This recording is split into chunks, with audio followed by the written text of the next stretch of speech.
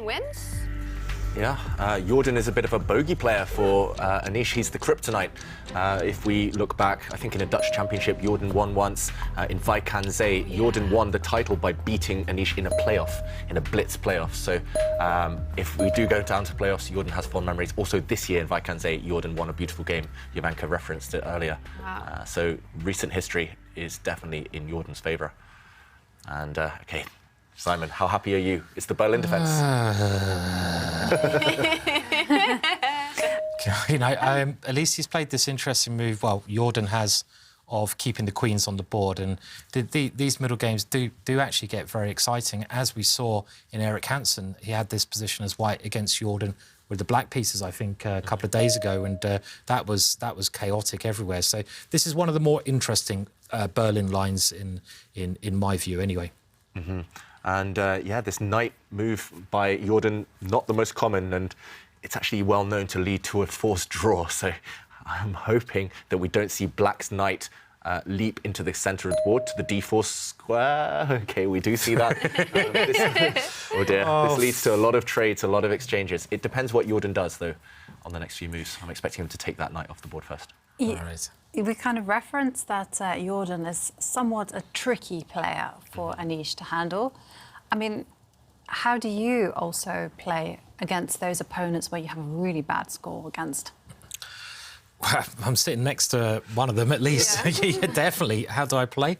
I think you've got to just, it's very psychological. You've got to try to pump yourself up and say, this is going to be the game, I'm going to break that record. And, you know, it can affect you, but it can also be a good thing because, you know, it gives you that extra oomph to try and win.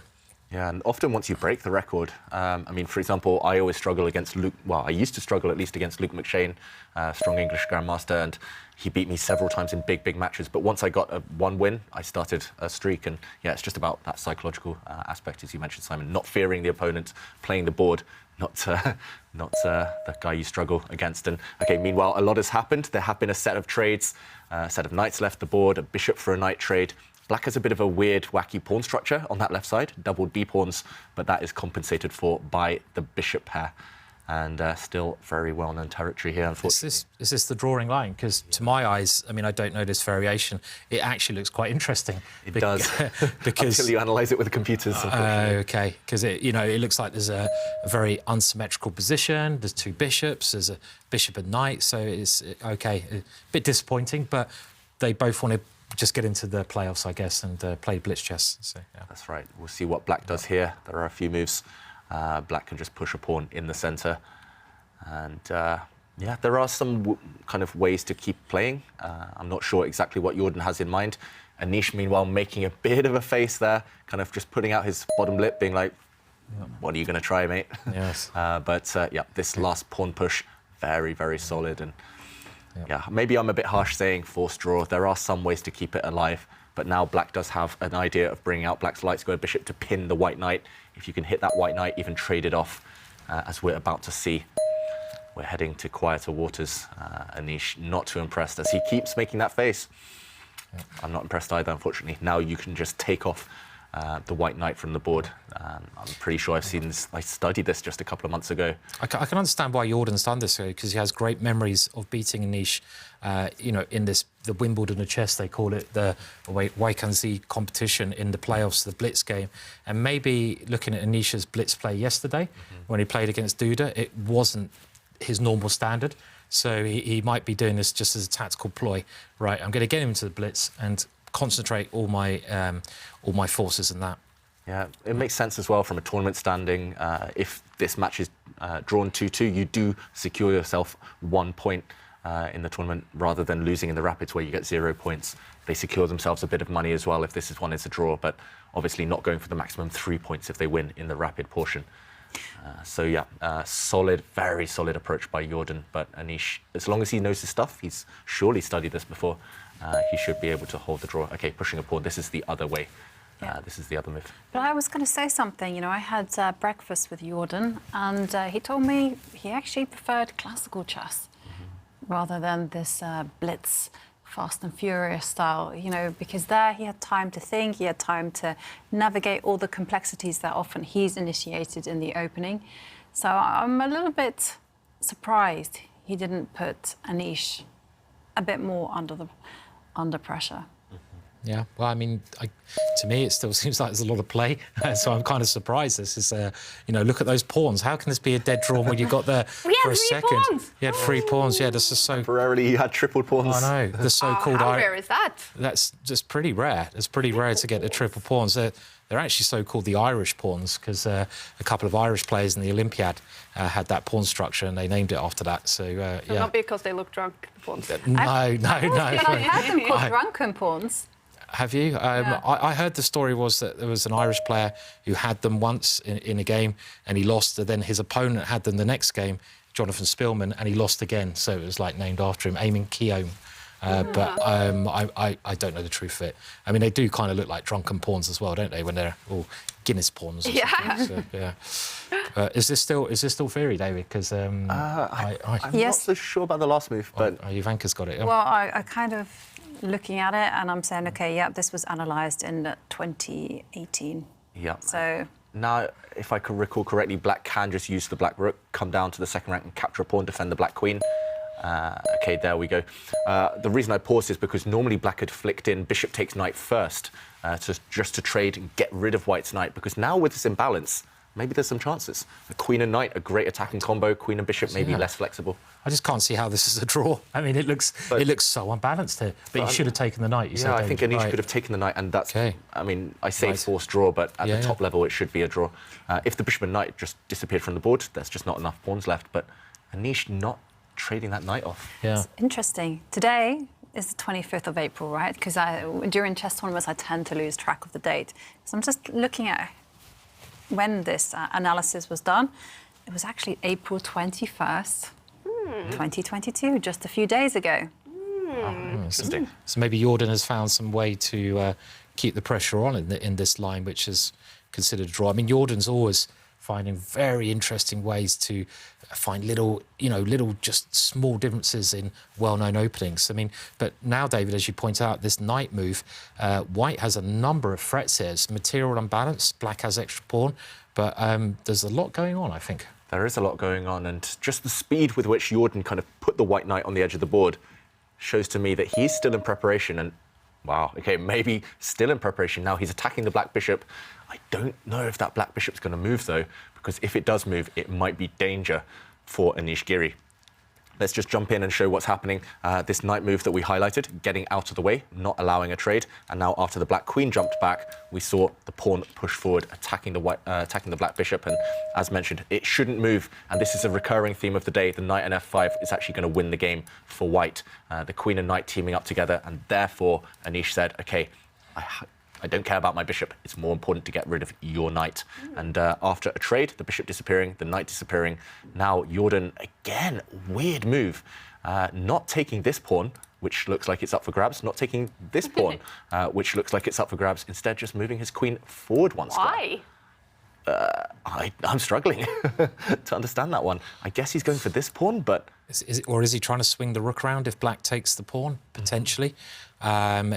He's obviously in prep because you would not move this quickly unless you've looked at this position beforehand. I mean, I always wonder, David, I mean, you might have had experience of this, like the World Championships, Jorden was one of Magnus Carlsen's seconds. Are you allowed to play the preparation that you've actually prepared for the World Championships, or are you not allowed to play it? Is it like Magnus Carlsen's prep now because he's paying you to be a second, or can you play it? I don't know. I assume that the prep that you cover is private. Private, yeah, and I'd imagine you've got to keep it that way. Yes, yeah. And there's actually some, relatively well-publicised tension because, of course, Jorden was Anish Giri's second for a long, long time. For many years, they worked together. And then Jorden kind of helped out Magnus at the World Championship. And now it's unclear what the future is. In that Anish Giri podcast that we discussed, Anish made it clear that he was not entirely happy with some stuff that had gone on and some kind of contractual obligations. Right, so apparently it was a very long contract about what could be revealed, what couldn't be discussed. Because it's hard for Anish now to start working with Jorden again because Jorden is sort of he has to hide some stuff. Yeah, it's hard. Normally, once you pick a team, you stick with that team. But now Jorden, he's Team Anish, he's Team Magnus.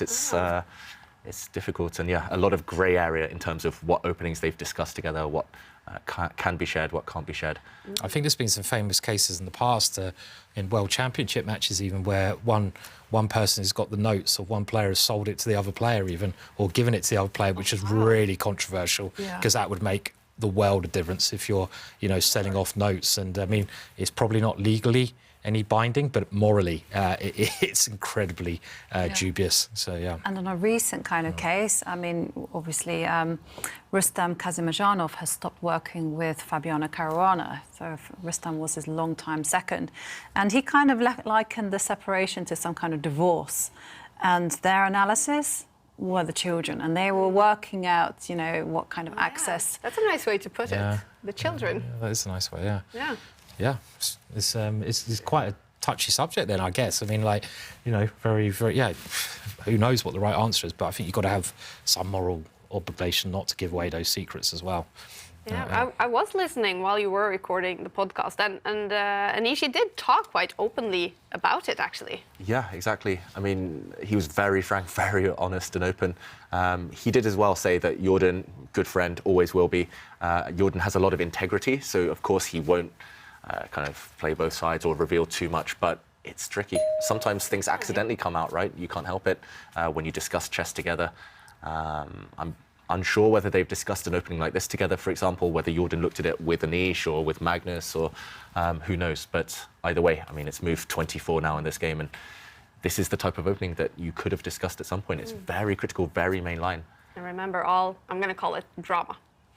is available in that podcast. It's released today on chess24.com collection site, or anywhere that you listen to your podcasts. Anish, Giri talking about all of this, the drama. I'm going to call it the drama. Yeah. With Jorden van Foreest and Magnus's team for the World Championship match. Okay, and a lot of drama, of course, behind those stories in the podcast in recent months for Anish. I thought you were going to say a lot of drama in the game. I was going to say a lot of drama there, but less in the game. Okay. A little bit, however, because White now, with this last pawn push, has solidified all of his pawns on the right half of the board, and now the White Queen is ready to go hunting and maybe ready to grab some pawns. Black is temporarily a pawn up. That's why Anish finds, well, at least tries to defend his extra pawn, but is this one surprising? White can push a central pawn forward now. On the D line, there's a lot of tension. There's a pin. Can White get greedy? That is the question, and try to restore material balance. Yeah, I was thinking, maybe the Black Queen can try to jump in to those weakened dark squares if that is played. But yeah, you're right, Dave. This is certainly the critical move. Just if you can play one more move and get an incredibly strong passed pawn on that square there, then you must be doing very well. So actually, Anish still needs to overcome some problems here. It's definitely Anish on the back foot. Despite knowing lots of opening theory, despite not spending much time and getting to move 25, if Jorden pushes his pawn forward, Anish is the one who has to prove that he can make the draw. As you mentioned, Simon, maybe that involves jumping forward with the queen, because remember, you can't take this pawn. The black rook falls behind it. The white rook and queen now teaming up to win a piece. So yeah, maybe the idea is to bring the black queen forward, maybe hinting at some nasty checks on the dark squares, or maybe after pawn takes pawn, simply trading queens. I'm not sure. This becomes a pawn race now, whether black can just step the pawn forward and bring the king towards winning white's very strong pawn. Maybe black's in time to do this. It's not quite clear. So a lot of calculation needs to be done, especially if you consider any queen trades in the position. And that's why Jorden is pausing, because if he pushes his pawn forward, it becomes very, very complicated, or very, at least, hard to calculate. Yeah, I actually rejected that pawn move on the basis of that queen trade, because it looked to me that white was a little bit too slow. But then, if white doesn't push that pawn forward, what on earth is white gonna do? Move the king. I mean, everything else is like primed. Yeah, I mean, you can maybe move the king towards the centre, but I don't see how it helps at all. No. You might open yourself up to some checks. This is probably why the position is still roughly balanced. Yeah. You could just wait, you could push a pawn. Okay, he's going for it though, Jorden. He couldn't find anything else. Yeah. And look at Anish, suddenly he's calculating what happens if he brings his queen forward, as we mentioned, potentially trading or potentially jumping in with a check. Yeah, that immediate change of body language from Anish shows that he's in calculation mode. Haven't you said that when he puts his head in his hands, usually he's not too happy? Not too happy at all, yeah. I mean, here, obviously, he's not losing as black, but he's the one trying to force the draw, trying to survive. Yeah. Okay. White is the one playing for the advantage still, despite what the computer says. The onus, the pressure is on black to still draw this game. Yeah. I mean, maybe after the queen does come in, white can still shift the king 1 square, if that helps. But I think this is, still going to head towards a draw, most likely, this line. But I can understand why Jordan's playing this way because, as you mentioned, it's risk-free. And Anish has got to find the right defensive moves to get that draw. If he doesn't, then could be in some problems. So. Yeah, that's modern chess theory, right?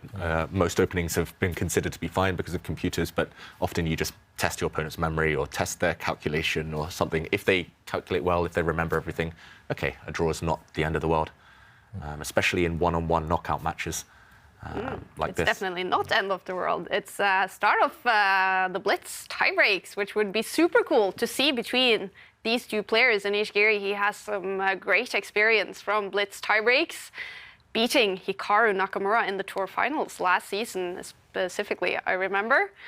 How about Jorden? How would he be in Blitz tiebreaks? Well, he has a very good opening repertoire. It's tricky, it's dangerous, and we do have a move from Anish. That's clever as well. It is a very clever idea. So the whole point is that after pawn takes pawn, the queen will just dive back down, give a check, and it will be something known as a perpetual check. The king just cannot escape these checks. Yeah, so as mentioned, pawn takes pawn there by Jovanka. What else? If you take with the queen, then black can simply take your pawn, and black's actually temporarily a pawn up. White can grab the pawn back, but it's just too symmetrical. This will, for sure, end in a draw. So if Jorden wants to win, then he has to play pawn takes pawn, and you mentioned this check, Jovanka. If the white king goes to the side, then you can give another check with the queen, now that you are defended with your rook, and another check. If you go forward, however, how do we make the draw as black? I guess you go back this way with a check. If white goes back, of course, you can continue checking. However, if white goes forward, is the idea to try and deliver checkmate, push a pawn, and try to trap this white king. That looks dangerous. I was thinking of also just checking along the diagonal. Okay, checking on the diagonal with the queen here. And actually, it just looks too risky for white to play for the win by marching the king up the board. It's possible, however, maybe. Maybe here you can give another check if you really need to. And get back to your line. Then we'll have to look at your line. Yeah, and for example, this is what the players are calculating, whether white can get away with running out into the open with his king. It doesn't look like it. Wouldn't touch it with a barge pole, as we say. No, this would be a horrible way to lose as well, wouldn't it? I mean, but you've got to check these lines and, because, maybe you can go F4. No, you can't. Brave move, walking in some checks maybe, or just pawn takes pawn check. Yeah, I'm not playing this. I'll take the draw, thank you. Yeah, cheers. Yeah, this is not what I want to do. So I mean, that's basically Jorden's inner monologue there, Simon. Yeah. He's basically saying the same. He's like, I don't want to take this draw, but maybe I have to. Well, you probably shouldn't have played this opening if you didn't want to have chances with a draw, really, because, I mean, you could have gone for something much more riskier. And he's We're gone going to for see it on the board. Pawn. Okay. Start of the checks. And, let's go back to the players because we could well see a result any moment now. Wow. Unless Jorden really wants to play with fire, it looks like he just has to allow the position to repeat itself. A series of checks and a draw. No way to escape for the white king. Interesting. And if it is a draw, we will head to Blitz tiebreaks. In the other game still going on, the bar has actually gone up for Shakhriyar Mamedyarov. And if we do have a winner in that matchup, then whoever wins will be the winner of the match. If that one too is a draw, then they too will play tie breaks. But is it looking good for Mamedyarov right now? It's looking, still a lot of life left, but I would prefer Mamedyarov's position. He's a pawn down, but he's got great kind of control for that one pawn. So Duda on the defensive. All right. And with this last move, are we still heading towards the draw? Yeah, it's Jovanka's move first of all. That's a diagonal check. Diagonal check's very effective in general from queens, and you don't really want to push your pawn up here to block this check. If the white pawn pushes forward, the black rook come down to the second rank with a check, and Okay, second time we've seen this position. You can see on Anish's body language, he's ready to get out of here. And this is the second time we've seen this position as well. If we repeat one more time, it's a draw. Jorden just double checking, and any moment now, we will head to playoffs. Any chance he'll go up here with his king? I think it's safe enough, but I don't think it's leading to a win, so why allow it? And yeah. it is a draw. Ooh, we're having tie breaks today, you guys. Yay. Oh, and what was that reaction from...